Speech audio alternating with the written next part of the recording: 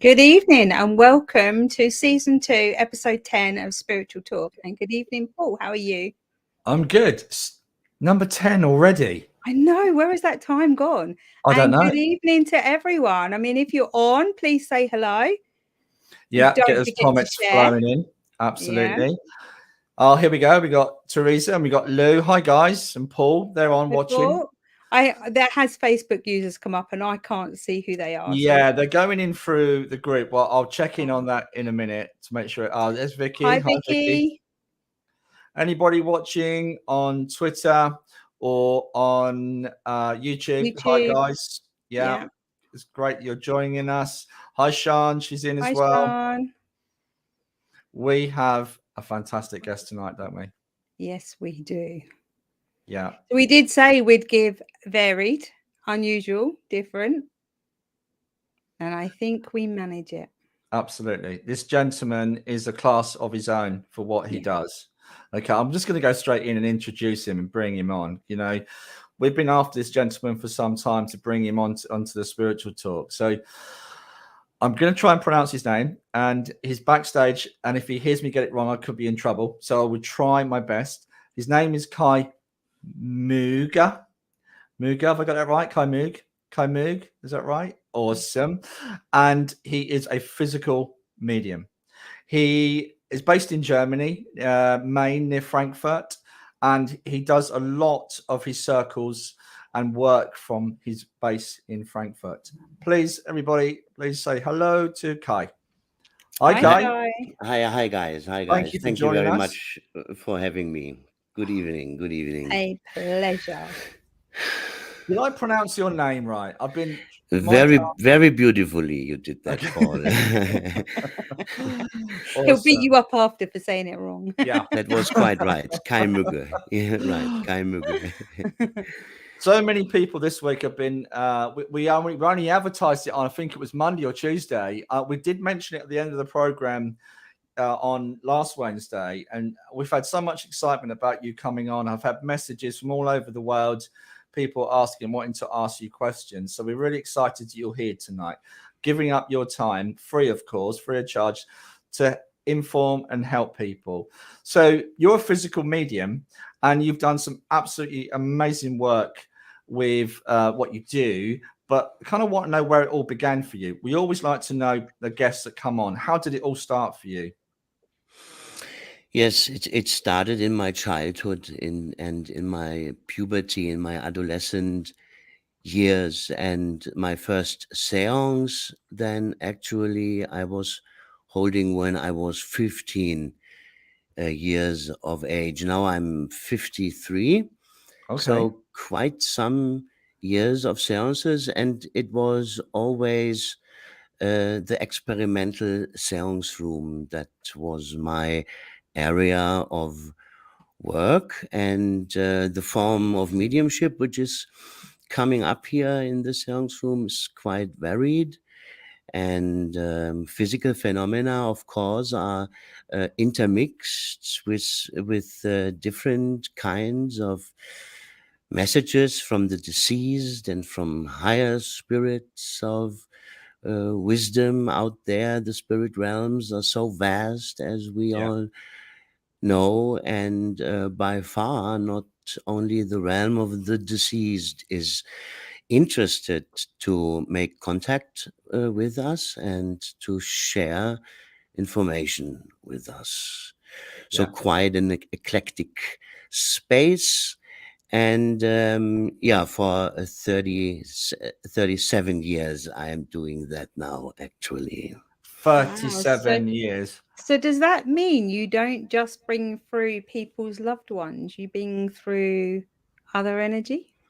Oh, absolutely. I mean, when I'm out, that means when I am in a full trance state, I'm actually unconscious, and the spirits use their dynamics themselves, and they come in following a control agenda of the doorkeepers and the main guides who are in charge. There are several of them. We are even talking about a spirit team who is actually responsible for different tasks in the seance room, and they bring the dynamics in as they come, due to the energies of the sitters and the expectations and so forth. So it's not me, actually. I am only inducing the trance state. I'm separating myself from my own bioform to let this guest spirit have its time and take over my voice box, and in the end the whole body. So Ashley's just touched on it, and this is what I kind of meant. I know to bring it up early, but I'm like, this is where I was heading. So she's put, "Hi Kai, do you contact extraterrestrials?" Oh yes, very much so. From the beginning of our work in the Felix Circle, and the Felix Circle is vital to what I'm doing today. We were developing 14 years in the Felix Circle between 2004 and 2000. No, wait. I'm always throwing these numbers around, but these were for around 14 years in the Felix Circle. And there from the beginning on, we had an extraterrestrial doorkeeper who is still working with us, and his name is Ta, and he's from Zeta Reticuli, and he's still around us, and he has or he had powerful presences in our seance room. He did actually materialize several times, and we have powerful photos about that and reports of people. He has an extraterrestrial look, but he also has on his karmic ways a human presence, and he can materialize as Zeta Reticuli, or he can materialize as the Tibetan blind monk he once was. Yes, and in both forms he has already shown himself in our seance room. Indeed, yes. So this is very important for us, the extraterrestrial. This guy who is called Ptah, he has a seat in different intergalactic brotherhoods and councils, and we always appreciate his very, very surprising looks or viewpoints onto our earthly belongings, so to speak. So yes, absolutely, this is a realm which is traditionally very important for us, because we are coming from a tradition which is quite different from the English tradition. Yeah.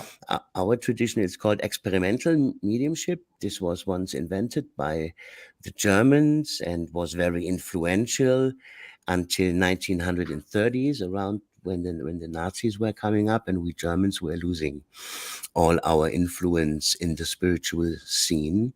Okay. And the experimental mediumship tradition was actually not presupposing any afterlife scenarios or whatnot.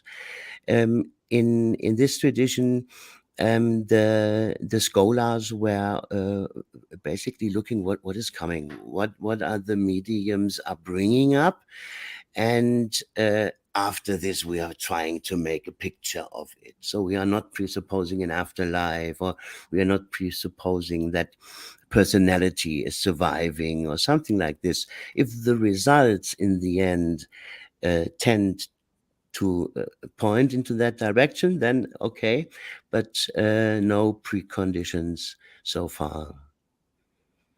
Wow. Awesome. That must have been quite scary to, like, the first time you ever do something like that, because I know it's quite a dangerous thing if it's not done properly. Yeah, because our guest last week, we were talking about that. So, and the dangers on the physical body and how that what that is like for you, especially as a beginning to go down that route. Did you have a good teacher, or was it something you learned by yourself? I had these very early entanglements with the spirit world from my 4th year of age. Wow. And then I went through powerful initiation like moments in my life. And this brought me to an intensive scholarship between my 12th and 15th age. That might sound a little bit silly, but actually I felt very mature already then. Yeah. And I started to order all these old books from the libraries around here in Germany.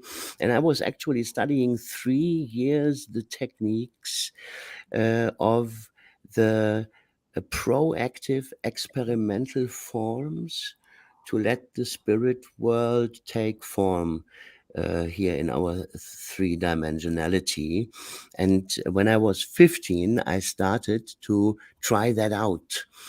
And I did then with school comrades, and a few years later with commilitones at the university where I was studying. And then from time to time there were groups forming for months, for a few years. And then actually the Felix Circle was coming up. And here we were truly experimenting very, very intensively for many, many years. For nearly 14 years, we were experimenting in our own séance room in Frankfurt, where we still hold séances.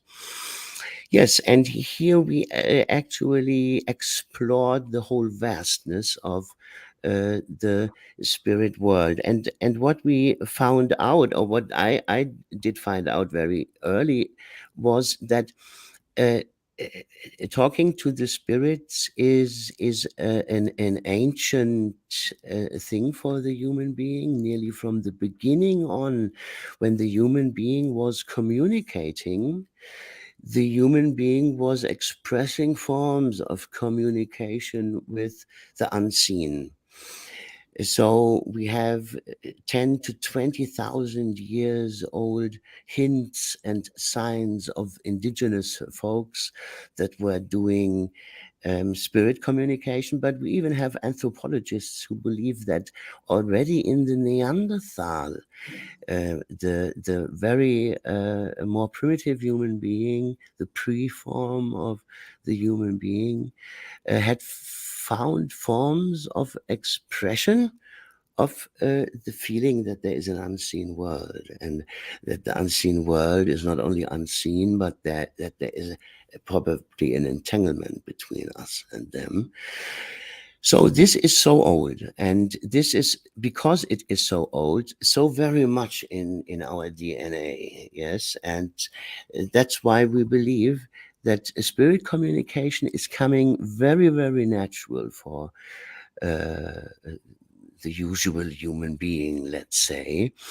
I mean, when you are connecting yourself to the higher forms, the light in our human being, and you are connected with these good powers, then you are usually not endangered to encounter any danger. I mean, these things happen, that people have problems with spiritual attachments and feeling occupied by spiritual beings. This is actually happening, and this is a nearly a psychiatric condition. There's something which is called mediumistic psychosis, and this is then probably going into that direction, but that happens very, very rarely. So on the one side, it is an ancient a form of is an archetype of human communication, actually. But on the other hand, of course, you have to be educated in what you are doing, and you have to be informed in what you are doing. And these accidents usually only happen when the people are not educated, when they are not prepared, and things happen to them they cannot deal with. Kai, you've just literally answered Carol's question. Literally, Carol sent in a question. Hi, Carol, about things coming in that you weren't expecting. So again, it's that education. When you talk about mediumistic psychosis, could you talk about that a little bit more in depth, please?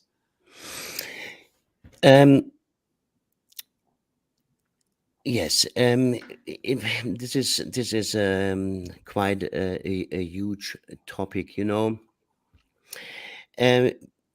Actually, we in the Western Hemisphere, we always have put a buffer between us and the spirit world, because in the meantime we had lost contact to the spirits, not like the indigenous people, for example. Let's look at the Northern American Indian folks. They never had a break in their contact to the spirits, and the spirits are coming very naturally to them. In the Western Hemisphere, in which life turned out to be so different and so specific, with the modern world, with the material world, and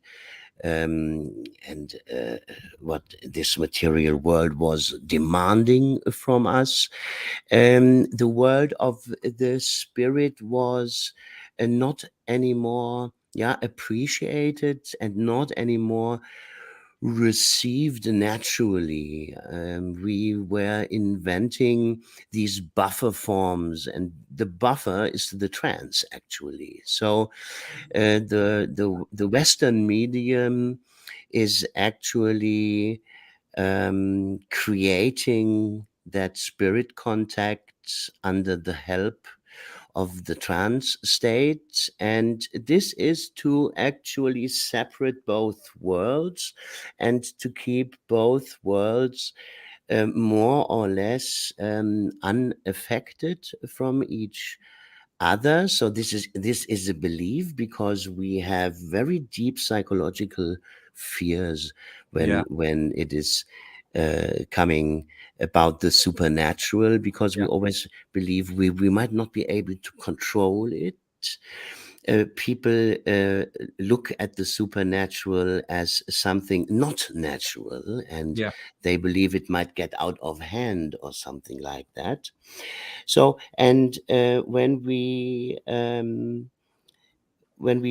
look in this whole array, in this whole phalanx of experiences people in the Western world have made with spirits and spirit contact, we encounter from time to time people whose contact went out of hand. These were usually spiritual scholars in some forms, but for specific reasons, the contact with the spirit world, or spirit powers or spirit presences, were starting to overwhelm them in quite a negative way. And when you look into the histories of these people, you find very, very specific forms of family development and generations, things that might not been outspoken for generations. Even karmic interconnections might play a role here. So we have to say that the mediumistic psychosis is definitely something rare. but it is nasty. That's for sure. The disturbances can start in the outside world or in the inside world. Usually, when they start inside, they usually tend to move even in the physical. So that you have disturbances at home, or at least you believe you have disturbances at home. Many times the people become like oversensitive in regards that they suspect spirit powers in every common everyday life's environment or happening. So it's important that you start then to work with these people, and modern parapsychology has ways and forms to work with them in a way that tends to turn completely away from suspected specific entities the people might believe they are occupied with, or specific attachments they might have, or some people even believe, the term mediumistic psychosis is quite bright, it's quite wide. Nearly all disturbances that a spiritual scholar can come across and that turn out to be enduring can be described as a mediumistic psychosis. So it is something that you are encountering when you are dealing with the spirits. And is it where fears crept in a little bit? Oh, no, not necessarily, not at all, not at all. I have experienced truly quite experienced people who have traveled the world for years, and then there was one a retreat or one course they had done, a course they had done, a trance course or whatnot, after years of experience, and during such a weekend something can break in, and it turns out to be very nasty then. But two things I would like to state here. So in the treatment of these persons, you always you are very strictly looking, and you are focusing onto the patient, and what made it possible that this entry could happen, that this alleged entity could find a way into your environment, what is responsible for, what is in your energy that made that possible. So you are completely turning away from alleged spiritual presences of or entities of all forms. But on the other hand, we have to state as well that the spirit world, after all that we have learned, is the whole spirit world, the vast spirit worlds. Actually, these are many worlds. That these worlds are not free of negative entities. So negative entities exist out there. This is logical because simply we human beings are entangled into this world, and we human beings have done a lot of evil things and have misbehaved here on earth for a long time, so that this is a mirroring in a following spiritual concepts then back onto us is also something natural. And actually what happens at the moment, what happens to the world, this earthly karma we are going through at the moment, is for sure on behalf of the human misbehavings of the last, I don't know, decades, centuries, here are negative human potentials mirroring back onto us in a very, very powerful form. And now we can discuss about if this is happening by will, if are there entities who are actually exploiting or even controlling this or not. Is this a cosmological effect that negative potentials are mirroring back onto the originator? So mediumistical psychosis is something very nasty. It sometimes takes months and years to work with this. Very much often the people cannot get rid of it. You need to find a way to live with it, actually. But in a client-centered, well-balanced therapy, there can be huge steps. There can be made huge steps forward. I mean, we are working actually since my study times. I do work, or have not at the moment, because I have at the moment not the time, unfortunately. But for decades, actually, we offered counseling for people who were suffering these energies, these disturbances. And actually we digged, or we dipped here into most strangest phenomena of consciousness, actually, and we learned a lot. And one of the things we learned is that when you cannot get rid of it, find ways to integrate it, to find new viewpoints, to look at it and to understand it. And in the end, there will be ways to live with it better. Yeah. Guys, I'm just thinking on my feet here. As we've got a special guest in tonight, would you like, guys, to come in? If I share the link, if you'd like to come in and ask Kai a question. Oh, are you okay, Leanne? Oh, sorry. And I'm just going to put the link in the comments. There you go. So if you, I'm trying to post it actually.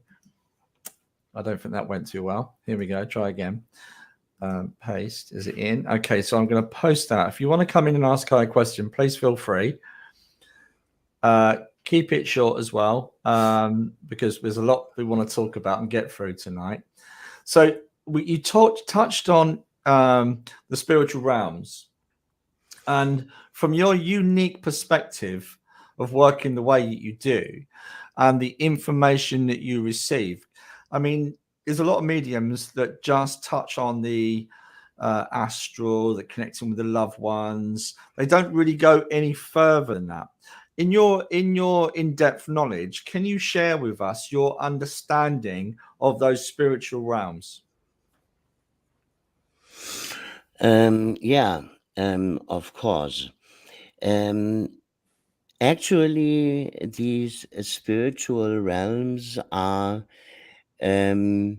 whatever we can imagine, and even what we can not imagine is actually, there is a crossing point with our consciousness, and everything we can touch with our perception, everything we can touch by consciousness, actually has following spiritual concepts, a spiritual representant. Very easily spoken, imagine a tree and imagine a tree spirit. And when we look into the world around us, we can allege that everything we see here has spiritual representatives on different levels. We can get in contact with them. We can even get in contact with the sand corn, which is out there at the shore between 200 million other sand corns. But we can get with our consciousness in contact with such a sand corn and can actually channel it if you are in the right condition.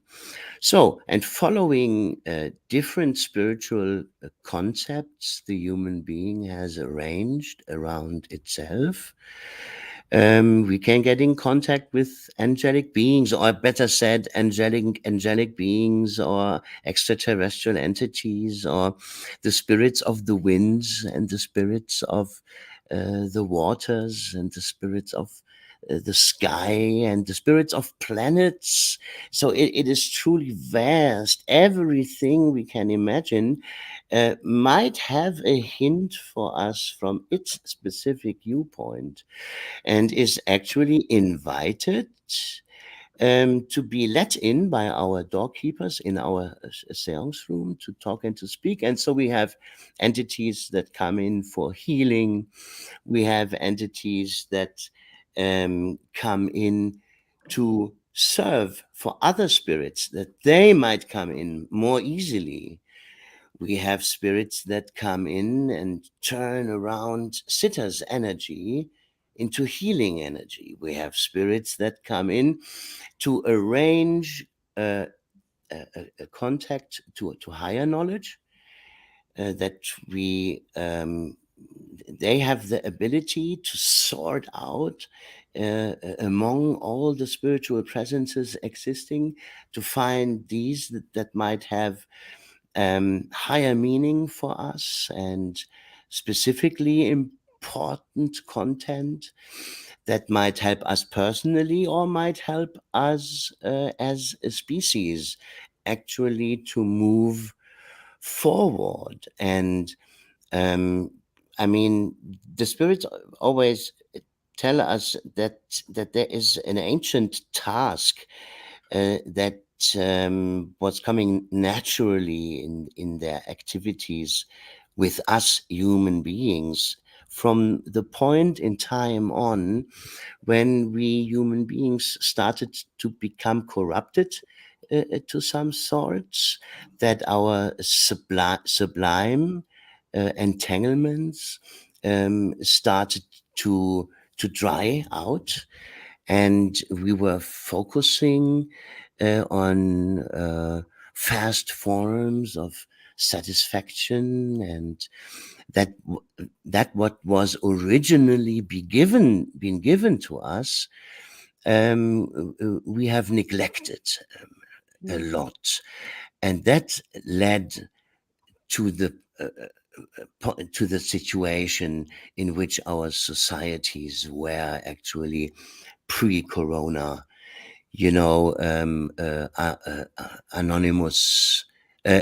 Anonymity, and free-floating anxieties, and people who have found no more sense in their lives or in their jobs, actually. So actually, then of course poverty, the material problems that were happened to happen.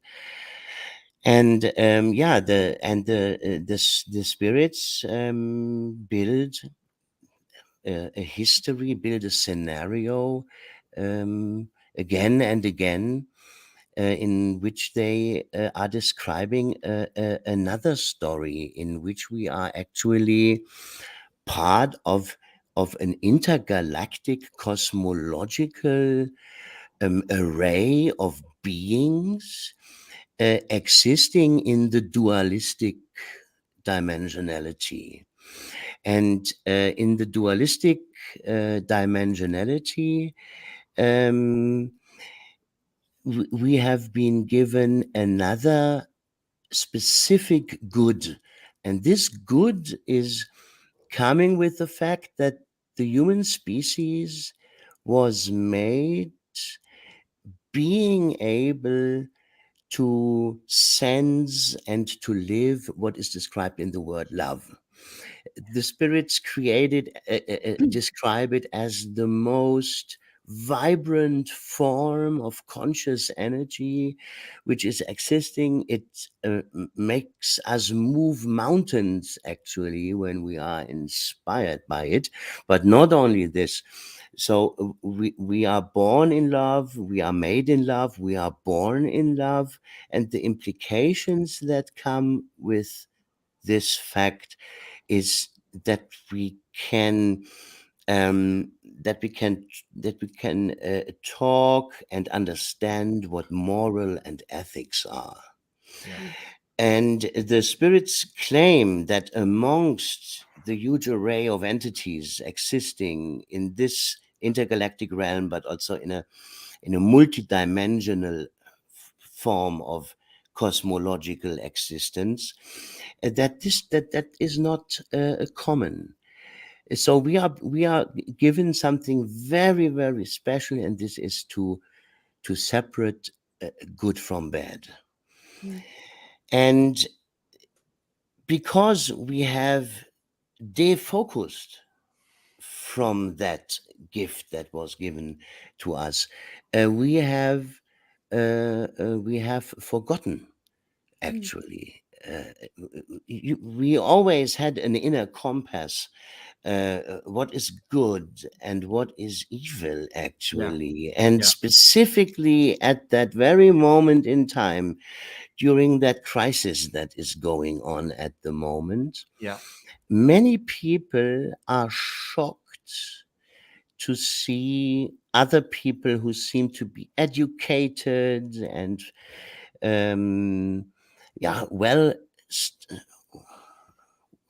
well positioned in their societal position, but that they seemingly have suddenly lost the ability to discern what is good and what is evil, and this is actually taking place. So this is a result of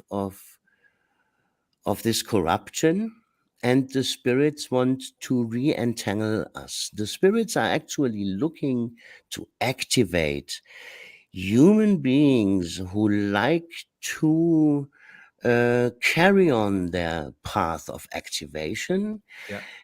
activation of the highest human goods which are available, to make yourself an example for others. Not necessarily a teacher, but an example that the others can take an example of you. And now I have totally forgotten what the question was. Well, I was just going to go on from that. And some of the information that you receive is really invaluable. Do you have transcripts of some of the information that you have come through to you? Is there somebody within your circle listening to the advice and the knowledge that's coming in? Because it's so valuable. Yes. Maybe, sorry, I didn't mean to interrupt you, but if people could access some of that information, it would be fantastic. We've got some great questions coming in, guys. I promise. I've got 12, 13 questions that I've started. I will come back to you guys, I promise. Dear Paul, the spirits claim when they are revealing their information in the seance room, that this revelation is taking place on a parallel energetical plane, additionally as well. So these are not only spoken words. And the spirits always were wanting us to keep the recordings. Basically, every single session is recorded. They always wanted to keep that inner treasure chest of knowledge, this inner flame which is burning in our seance room, so to speak, when the spirits speak. That was always untouchable. We, from time to time, have given out information. You stumble upon that information when you go through our blog and through our Facebook present, and our website, of course. I'm just putting the link up on there so the guys can see it. It's coming up here. Mm-hmm. And kaimuegge.com, of course, kaimuegge.com. Okay. So, but we have now been given the allowance to give the most valuable information out. In which form that will be, we are suddenly at the moment in the process of finding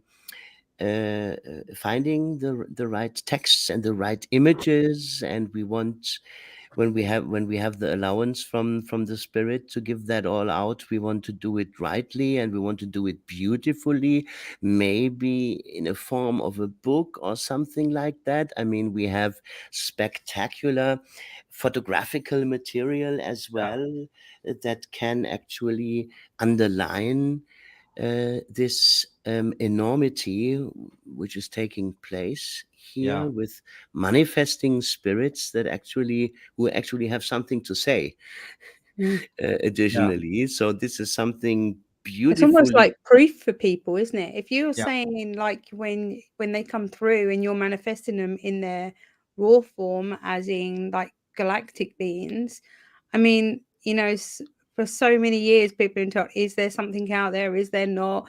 You get told that a lot of negative stuff, like being invaded and things like this. So to actually allow somebody to an energy to come through in its true form and give this message, I just think it's amazing. You can't get much more evidential than that to see Might for say, yourself. yeah, absolutely. And what our sitters always can be sure of, that, you know, we have phases in our seances in which specifically loved ones are coming very close to the sitters, so close that they actually achieve, sometimes only for breaks of a second, but they achieve to touch or caress or even kiss or hug the loved one in the seance room. That happens, of course, when everybody is held at hands, so that there is no misunderstanding going on, and the medium, of course, is secured as well, and the medium's wife, of course, is strongly secured, that nobody could believe maybe it's the medium mimicking spirits here or something like that. No, this is happening on a very, very powerful plane of presence.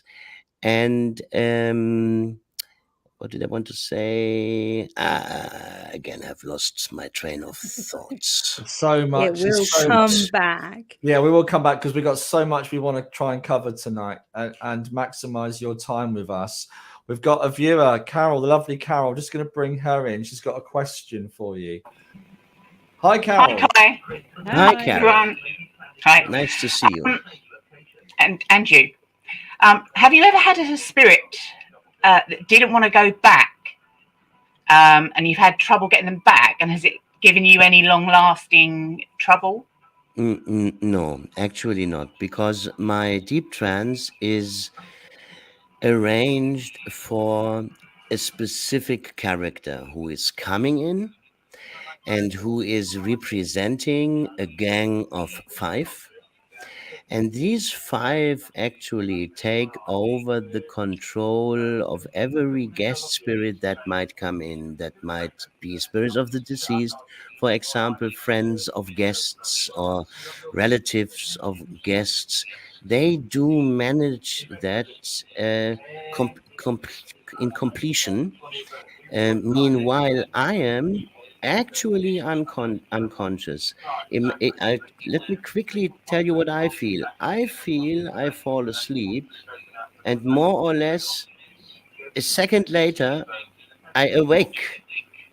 But 2 or 3 hours actually have gone, and during that time the spirits have managed all that by themselves. And all what we know is, because we are entangled for so many years in this, we have very strong gatekeepers who really have control over this interdimensional form of communication, and they would detect if there is a problematic spirit that would not like to go back. But sooner or later, as after all what we know, sooner or later, they have to be thrown out of the body, because there is a natural connection between the body and the soul that is born into that body. And sooner or later, there is even a term which is called the silver cord. It describes the original connection between the spirit that is booked for this body. And even if there is a spirit that would like to attach and not to step into the background again, the processes around the silver cord would draw me back into my body and would actually cleanse it from every other spirit. So do you? So it's a shortly natural will- process. It's a process that is coming with the trance and the entities I have arrayed over these many years. This is a team of security that balances all that out, and there is not even a sense that such a danger could come up. It does not. So you shortening your lifespan by doing this kind of thing, or does it make no difference at all? Thank you, Carol, by the way. Thank you. Thank you very Thank much, you, Kai. Carol. Yes, you're welcome. Yeah, sorry. So Shortening the lifespan. does it affect your life force, the Yeah. kind of work that you're doing? Yeah. I mean, it's like sleeping. I mean, during the time we sleep, we are also not conscious. So that's fine for me. Do you when you come out of doing your physical medium, do you find you're very tired, or do you feel quite uplifted after? In the first place, I very strong felt an insecurity, actually. What has happened for 2 hours with my body? I had no recollection, and the people were telling the most strangest and amazing things. And is that really happening? Are the people crazy? Under which circumstances is this really happening? So a lot of insecurities I actually had to deal with. And the answer was very strict control, that we actually know for every second what the medium is doing. I have my wife very close, so that in every incident of emergency, I know that my wife is there. She would look after me. So I have the security to make myself unconscious in front of 20 sitters. I might not even know. We do semi-public sittings with members of societies I do not necessarily know. So I had to learn to trust, and I had to learn to rely on Julia, my wife. Hi, Julia, by the way. Hi, Julia. Yeah. And can I say a question within a question there? So is it a semi-public? Do you have so many sitters that you're used to working with, and then you have like half a circle that you invite people in? How does that work, Kai? Yeah, that always worked on speech.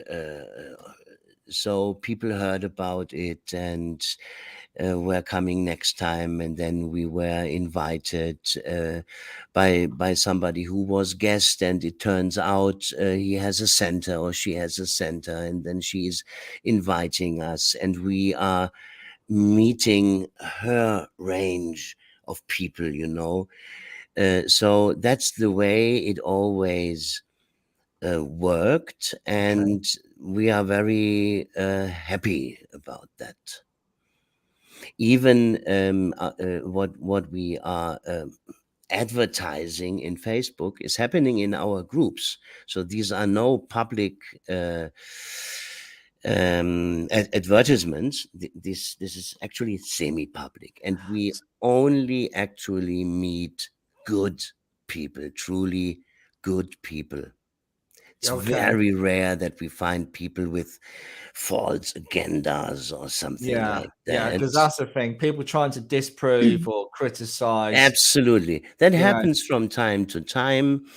But we are doing pre-talks with people nobody knows well, and we very intensively and even sensitively feel into the person and decide then can he or she come or not. I mean, we expect a specific bit of education and knowledge. This is important to behave rightly as a sitter in such an experimental environment you are participating in. So you are not a visitor like in a cinema or in a piece of theater or something like that. So you are part in an experimental space in which experimental spirit manifestation is taking place, and your energies are needed. And your free will is needed to accept into this and to bring your energies actively in. So the pre-talk has to happen when a person is not at all known.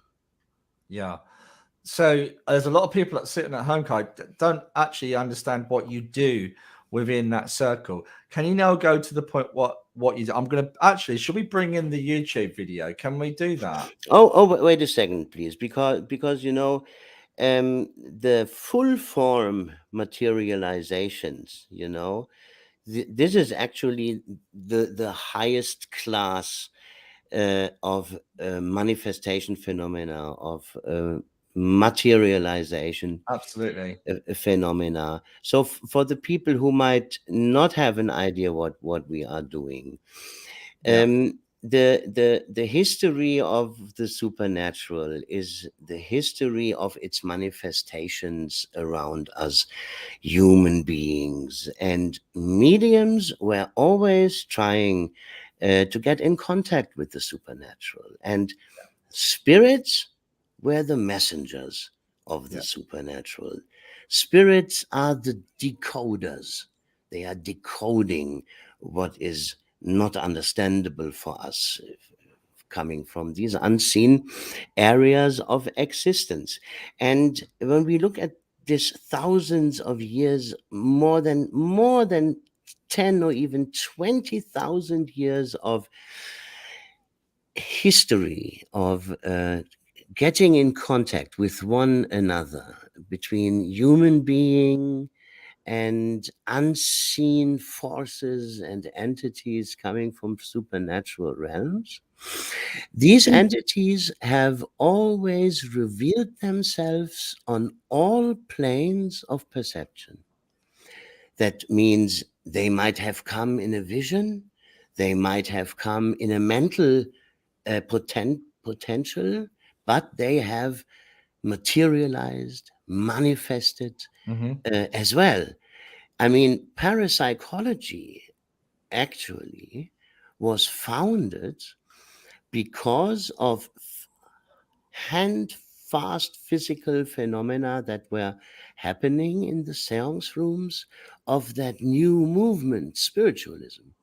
Parapsychology was an effect, the founding of parapsychology was an effect coming from physical phenomena, physical interactions from the spirits with us human beings in the seance room, spectacular things, things materialized, light phenomena were happening, spirits were showing themselves, spirit hands started to appear in the seance room. People were touched, people smelled things, animals materialized, people materialized. So it was an area of massive high strangeness, and more reliable people were telling more and more unbelievable things from the seance rooms of around the world. And then parapsychology was founded actually to explore what is going on here. And So yes, and what we are doing in our seance rooms, we are specifically looking, or we are trying to create an environment in which these spirit entities can manifest in a way or form in which they become detectable for our senses. Yeah. Okay, so for anyone, sorry, Paul. Sorry, God, no, I think I know what you're going to ask. Actually, for anyone obviously here that doesn't understand or where you're coming from, how do they manifest within your space? They are manifesting with the help of the energies which we human beings are carrying in our body. We are actually creating an electromagnetic spool, and inside of that electromagnetic spool, the spirit, the spirit controls. Spirit control is the name for those spirits who work proactively on the other side to make the seance happening, to actually create the space in which spirits and human beings can actually stand in front of each other. So as you were saying On that you electromagnetism is you were saying you allegedly all hold hands all around you. So is everybody's energy brought into this to help it become stronger? Yes. Okay. Awesome. And the electromagnetic energy is then activated. That means the people take action. They start to sing usually, and they connect their electromagnetic potential then even with the idea of making contact with spirits. So the energy becomes a meaningful touch. And here we start actually to enter this entanglement between meaning and energy. And here it is, the seance room. For those at home, though, Kai, that are sitting there thinking, well, what is this? What does it look like? So if I've just stepped through a door into your seance room, can you paint the picture of that for those that might not understand? What does it look like, your room? Yeah, it's a room in which people can sit in a horseshoe form, around 20 of them. We need to make the manifestations going on, and we have a cabinet, and in this cabinet is used like a battery in which ethereal energy is alleged to be enriching itself during the session. The sitters and medium sit. So the medium is actually closing the horseshoe on its open side and is held at all four limbs. As I said, it is important for us mediums to know where we are and when we are. So we have always two people holding the medium actively during all forms of activity, because we work with light, we work with red light, but we also work with darkness, and specifically for the darkness phases of the evening, we have to have independent controllers who can report to the rest of the sitters. What is the medium doing when everybody in the room claims to be touched, or when waves of touches are going over the people? And what is the medium doing exactly in that moment in time? So you have that horseshoe, you have a cabinet, you have this number of sitters. You have in the midst of it an area And this is in the curve of the horseshoe, Yeah. where we have a little table with tambourine, and the spirits use these instruments to test the density of their achieved presence. Ah. Are they able to, can they actually touch the tambourine or even carry it, or let it float through the room? And then the spirits can actually calculate with what they have achieved in regards to ethereal density. The ethereal energies become denser and denser over the minutes, and accordingly the experiences the sitters have are going denser and denser. Yes, and then the spirits, as I said, they are showing us the material world ad absurdum. They are leading the world ad absurdum, and that even refers to the body of the medium. So they show things going on with the body of the medium which are usually not capable of happening. Usually that does not happen to a body, but the spirits show their control over the body, and they show the control over the physical space. In light, they show you things that materialize out of nothing. In light, not only in light, they position people specifically in the way that they have an exclusive view onto the area where it happens, so that the people are specifically in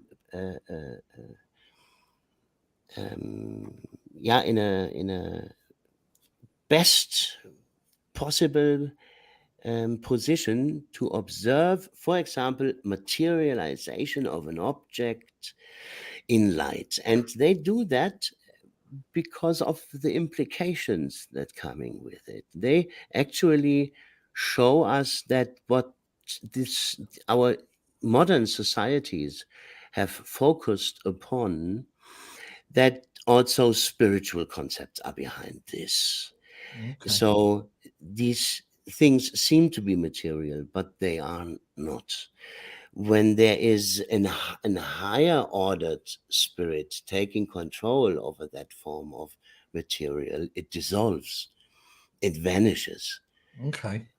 And So I'm a bit confused here. So sorry, everyone, if I sound a bit stupid. But obviously, you were saying it manifests as energy. Obviously, I've heard, and I think somebody else about their ectoplasm. I always thought that was a fluid from the body. So is it not, or is that something separate? no, this is not necessary. It is coming from the body, but it's coming from the environment as well. So Okay. what you refer to as ectoplasm is something like a side effect when these both realities do melt into one another. Then from time to time, something like a new form of materia is seemingly to pop up. And this is sometimes coming from the medium. When the spirits make a presentation out of it, then they can show it to be coming from the medium, from the how is it called? So like from the nose, or How is the skin in the mouth called? The palate. Yeah, you know this specific. Also, saliva. we have that form of skin also in the nose, at the sexual organs. You know that skin that, what is the English word for it? Oh, crocky. We're both. I'm not sure. Is it like your glands or something? No, I know what you mean. It's a mucous membrane. There you go. Yeah, Mucous membrane. Carol's just put that. Wait, please, 1 second. It is called mucous membrane, or mucosa. Okay. Mucosa. Yeah, well done. Yeah. Thanks, Liz. So, thanks, guys. So ectoplasm can be generated from the human body's mucosa, but it can be generated from the atmosphere as well. We have seen it suddenly pop up out of nothing. And this new form of materia, which is following this new spatial dimensionality, is seemingly has the materiality of our material world, but it has something additionally. It is an enormous, fine spiritual receiver. Imagine this. We have guests we have never met in the seance room, and imagine a lump of ectoplasm is popping up, coming from the medium, maybe not, but it is visible for everybody. The spirit who controls my body takes this lump of ectoplasm and puts it onto my chest, and then starts to like massage it. And then people are asked one after another to come forward. And they come forward, and every time one sitter is standing in front of the medium, which is under control by the main spirit control, the massaging stops, and he seems to draw it, stretch it, and suddenly out the material changes in its pigmentation. Usually it's quite white or gray, but suddenly it starts to turn to become black and red and all forms of, and long story short, the people see their relatives in this material. Maybe not every sitter, but a number of different relatives and friends were being shown: a baby, an old man, an uncle, a daughter, a grandma, a guide. So a lot of entities. So where are these faces coming from? Yeah. Where has this lump of material taken these faces from? We did not know about them. So we believe that this material, seemingly material, but at the same time powerful informational interconnections are leading directly into this mass. Yeah. In the end, the whole materialize the fuller forms of materializations, they are all made from this material, actually.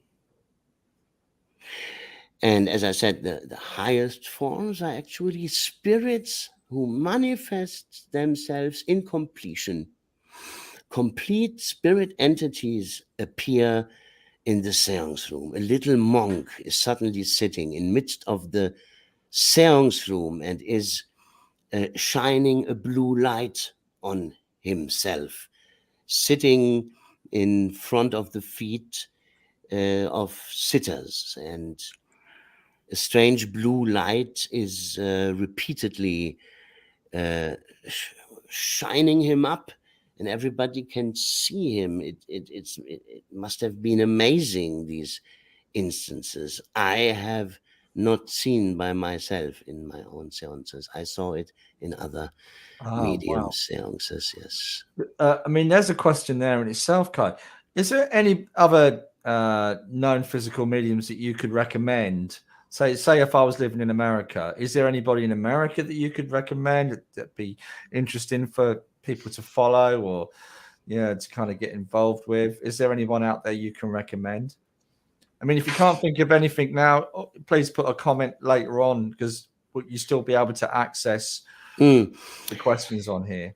So all the mediums I can mention, they are all coming from other traditions than mine. So the things that I have now talked with you about, you might not necessarily experience it there. But we have, for example, the very well trained Warren Kaler. He is originally English and is living today in the US. And he has a lot of powerful, he's a very trained medium, and he has a lot of powerful features to be shared. So Michael Shane, he is a medium coming from the tradition of the ascended masters. Okay.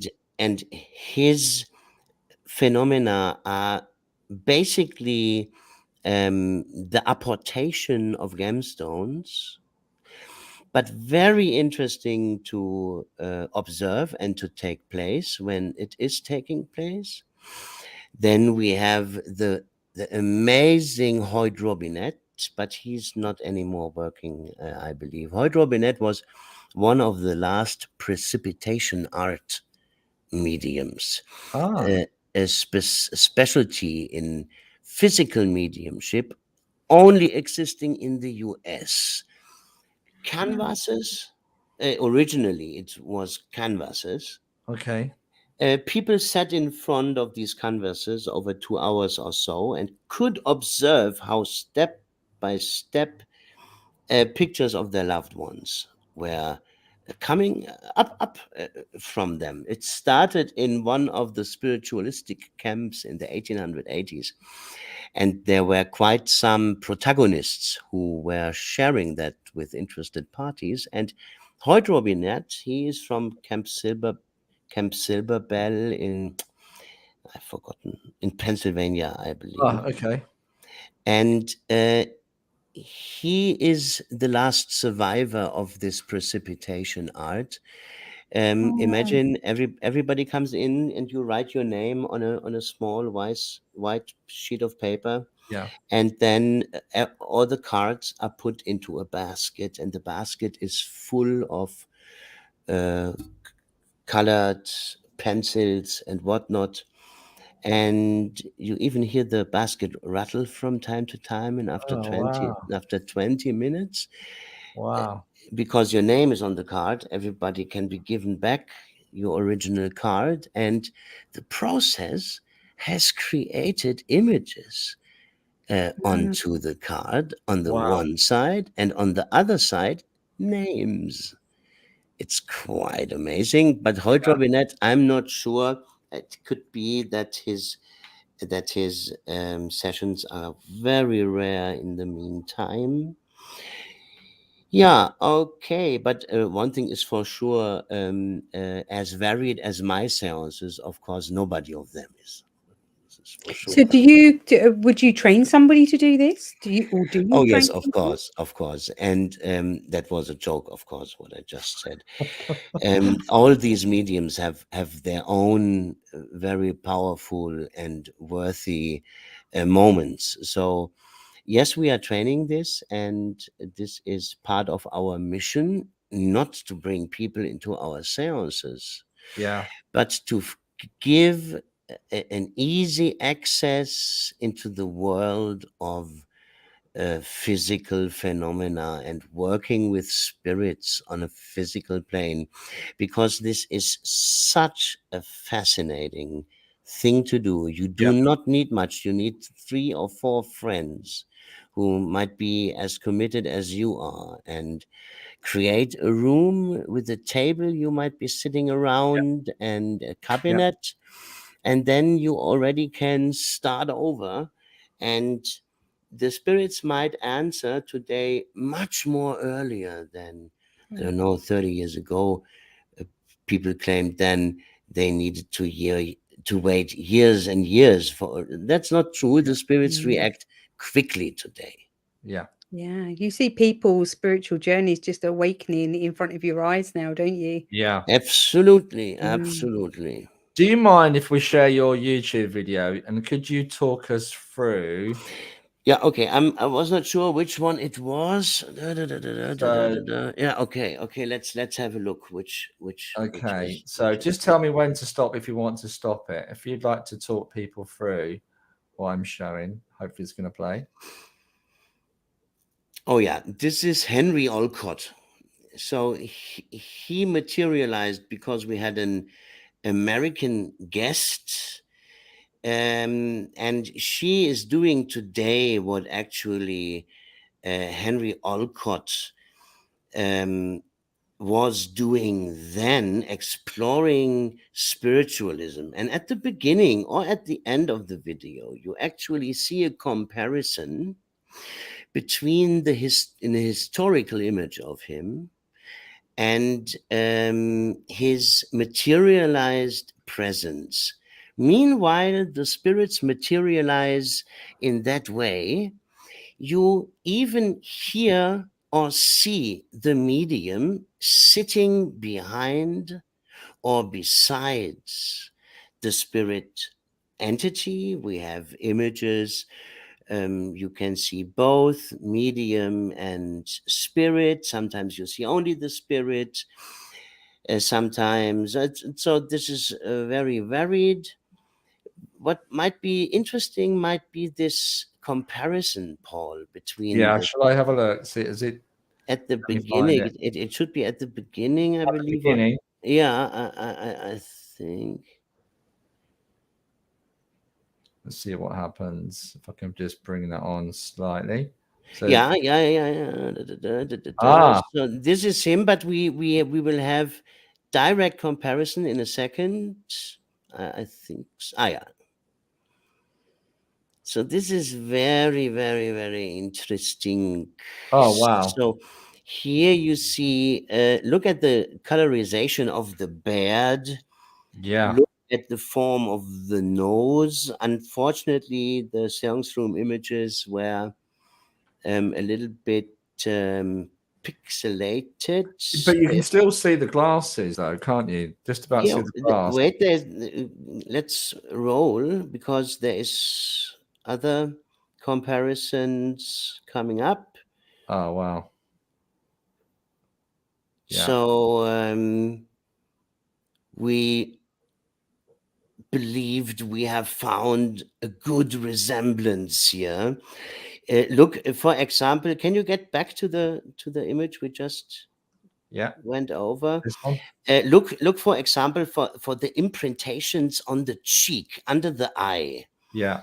You can even see this imprintation on the skin. You can see exactly the right nose. You can see the same colorization of the beard. So, and these entities appear for seconds. They show up for seconds in front of the cabinet or in midst of the room, and then disappear into infinity. So am I right in saying they can appear, did you say in the middle of the room? Yeah. Wow, in the middle of the circle, and people... Indeed, yes. How was that received from those in the circle? They must be amazed.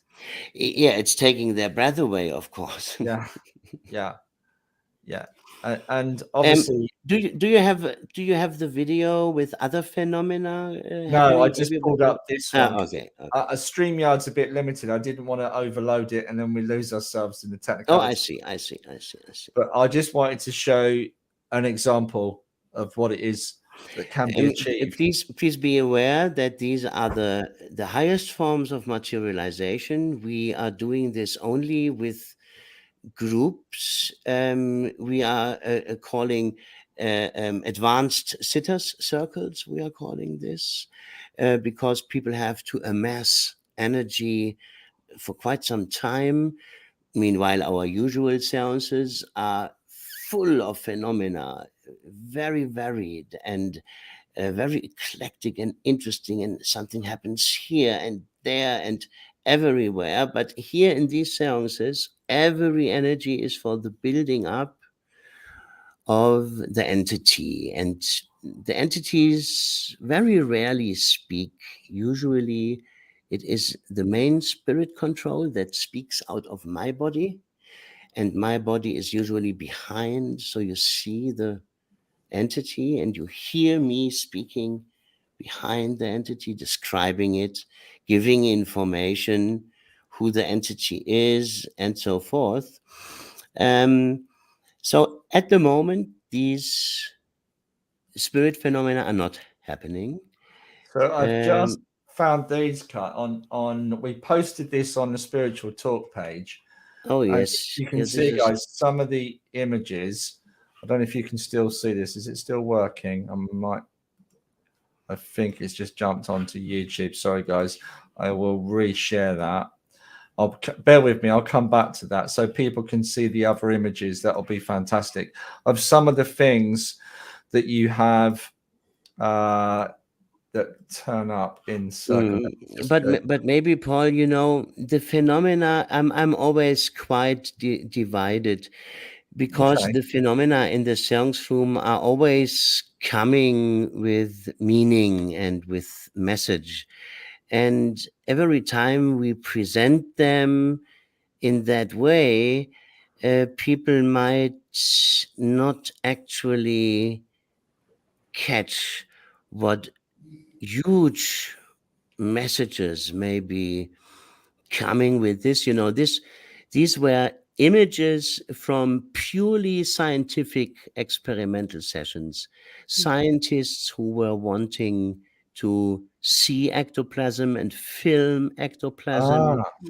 So this is actually not coming from a usual séance room environment, but the people can, if they are interested, they can look on our YouTube channel, which is TV Beyond, with Kai Muegge or by Kai Muegge, or on our website, or even better, coming into our séances, or learn how to do it by themselves.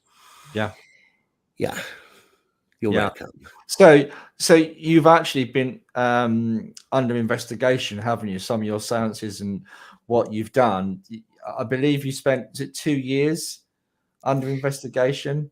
Yes, indeed. And at the very moment, we have decided for the last years only to invest into actual scholars, because we experienced that at a specific point, science and spirituality, they do not match, and that created problematic environments I would have liked to avoid. But because we know him so long with the scientific council of the Basel Psi Association in Switzerland, we are at the moment going through ingenious scientific test sittings. I'm not allowed to say too much, but already by now we have captured things that have never been before captured. It's absolutely amazing. And these things take time, but we have already by now captured things which are absolutely overwhelming and breathtaking, and I hope we will be able to present them soon in a perfect, secure, scientific, sensoric control. It's amazing. That's really, really, really exciting. Yes. The validation that will bring. Is just phenomenal. I know, phenomenal. But I always need to say, originally, that physical phenomena are happening. It's not at all as strange as people might implicate. It is not, and I in this regards, I also sense biased or that people want to talk. They don't like to have. I mean, what in England, the English tradition has truly achieved a lot in educating people and so forth. And I can understand that a lot of dynamics were coming from the institutionalized English traditional spiritualism that was actually negating physical mediumship very, very actively, and describing it to be very strange and not anymore existent and very questionable. But originally, the supernatural is not at all questionable. The supernatural is natural with us from the beginning on, and nothing else we are showing in the seance room. Yeah. I think that's just so that they breed fear into people, isn't it? If things aren't explained or it can be hushed up, then, you know, there's a fear sense of it, which then will make people not want to go down it because they've heard bad things about it when, like most things, there isn't. Yeah, I'm sorry, guys. There's so many questions. Can I pull up this one here from Paul? Yeah. Hi, Kai. You mentioned earlier about a doorkeeper. Could you explain a bit more or briefly on doorkeepers, and how did you first communicate with yours? Yeah. When you are making yourself open to have to let spirits take over your bodily presence, then you encounter over the years a lot of entities with different tasks, and in this array of spirit presences, there were always some who claimed to have special function, so that they were entangled in the mechanics of the process itself, so that they were not a communicating dead brother, not at all a spirit of that nature, but that they've been a spirit of a nature like a mechanic for the process. And here are moral implications as well immediately kicking in. So these doorkeepers, because they have an understanding of themselves, always spiritual means informational, and their connection to us human beings, this is actually originating in this sublime source. So when spirit entities claim to be behind the mechanic of the process itself, they usually are bringing moral and ethical implications into it. That means they are sorting out which entity might be coming in and which not. And the more that might play a role in your mediumship, the more these entities come into presence. Okay. Awesome. I'm just going to quickly flick through if there's a couple. I'm sorry, guys.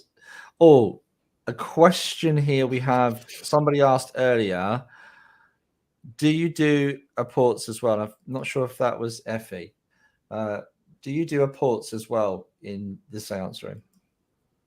Yes, you can go onto our YouTube page. There you can see the spirits doing apportation with my body. Very, very interesting to look at. It's recommended. TV Beyond, Kai Muegge on YouTube. Please have a look. You can see apportation of different sorts. Very interesting apportation processes where the eyes are involving. So objects that suddenly pop from the eyes, but also pop from the empty hands, which is all it's wonderful. Presented on our YouTube, but also on our blog. So there you find, if you might be interested in this, recorded. Yeah, there is quite a lot of stuff out there, guys, on YouTube. Have a look. Well worth a watch. And it's an education as well. Can I ask one more question? Sorry, Leanne. I know you've got a question because I can feel it. One question from me. The last question from me. You've been deserving that cigarette. You've been holding on to that for at least an hour. Oh, that's only tea. I'm smoking tea. That's not a cigarette. Ah, okay, fair enough. And I believe my wife is looking the show. Yeah. Is that what you're telling us? Yeah. Of So course, she believes me. Not now. Not anymore. Okay. So Carol's asked a question, and it's interesting because earlier you encouraged some of our listeners or our viewers to try sit themselves.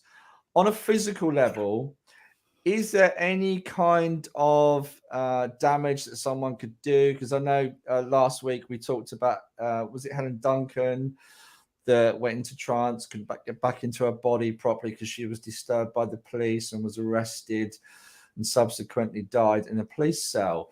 Is there, things that we need to be aware of? Because I don't want to, again, I want to dismiss fear. That's what I'm trying to say. Yes, absolutely. There are several things we have to be aware of, and they all can be learned in the books that have been written by the main experimenters over the years. They have, for example, how you have to deal with ectoplasm. We had accidents in the séance room with ectoplasm as well, because people have misbehaved because of language barriers. They have not truly understood how to behave, and they behaved wrongly. And then actually those who are providing the ectoplasm might experience powerful drop downs of energy.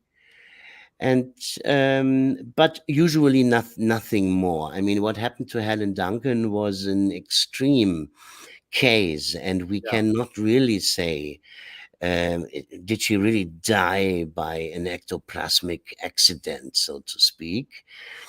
But it's not wrong to underline here the carefulness and the international standards which are to follow when you are going into these experiments. It's a little bit like experimenting with ayahuasca or something like that. Yeah, absolutely. Just having respect for the absolutely and knowledge. You have to read about it, otherwise you might look quite irritated out of your body.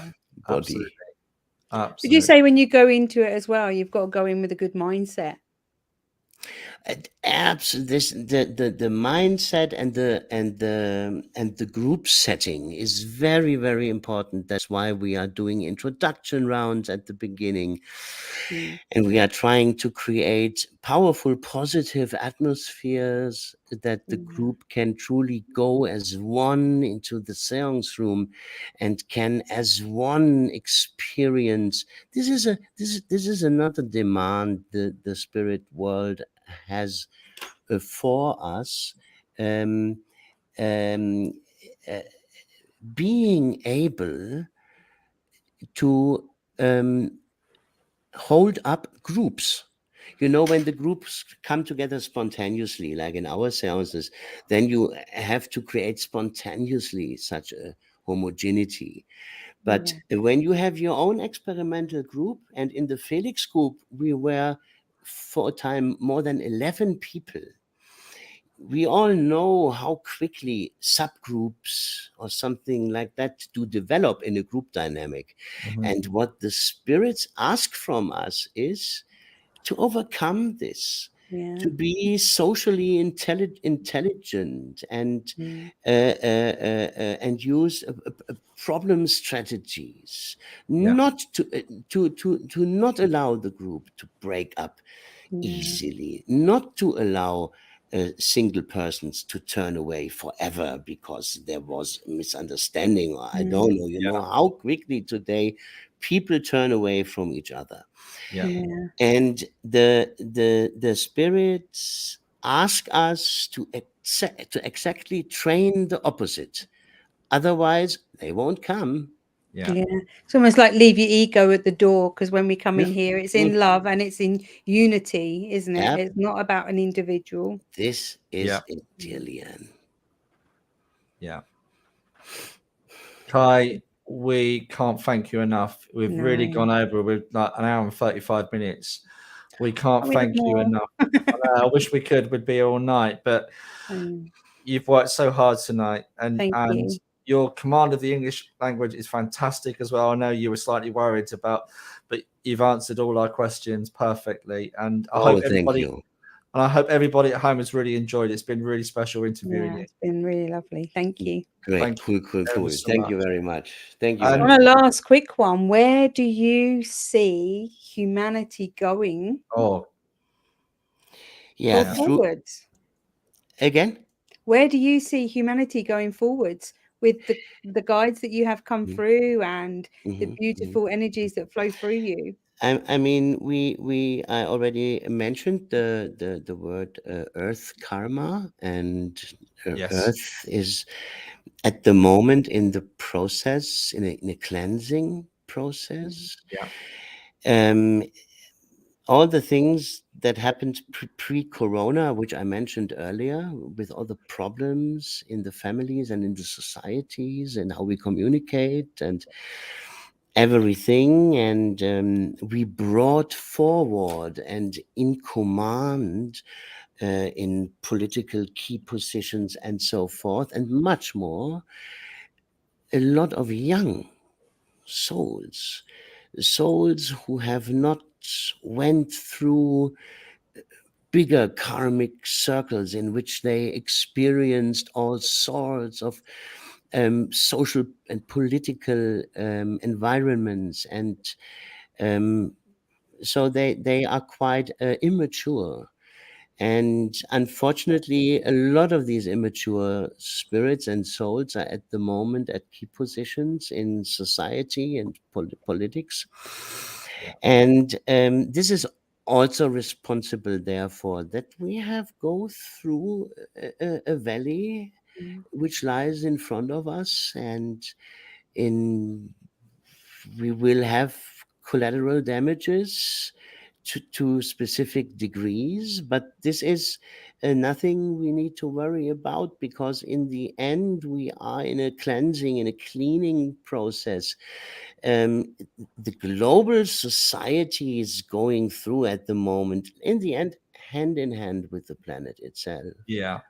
So in the end, we will awake in a better world in which we human beings have found new forms of societal existence, and with more luck, and the people are more happy, and yes. So this dark valley, not dark, this valley lies in front of us, and we have to go through, and we have to turn towards our next. The spirits want that we reinstall communication as quick as we can, because our spirits always say, you would travel the galaxies to find redemption and fulfilling, but the human being has the ability actually to find that in one another. So turn to your next, turn to your partner, and in this duality, in this two-some existence, there lies a huge potential. And tell it to your friends and activate your friendships. It's time now to, after such a long time in which we could not genuinely communicate, because everybody had the masks on. How are they reacting? How is my opposite reacting to what I'm saying? So communication, which is so vital to our existence, was so massively suppressed, and this we have to overcome now quickly. And yes, and then a new era is starting to develop. Awesome. Thank you.